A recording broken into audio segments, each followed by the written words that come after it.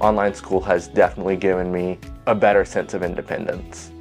My main tool for accessing the school website is a screen reader called NVDA. It allows me to read the text that's on the screen and interact with all the links and buttons. It's a wonderful, wonderful tool. The school does provide contractors that provide visual impairment support needs. He has a teacher of the visually impaired for daily living skills, cooking, writing skills, cleaning. He also gets orientation and mobility, cane travel skills, learning how to move in his environment safely. You have to be a really good problem solver and have a calm, cool attitude. Evan just exhibits that all the time. He's always really good about what he does. A lot of times I'll get called inspiring or something like that. I'm fine with that as long as it's for the right reasons. If it's because I'm blind, no.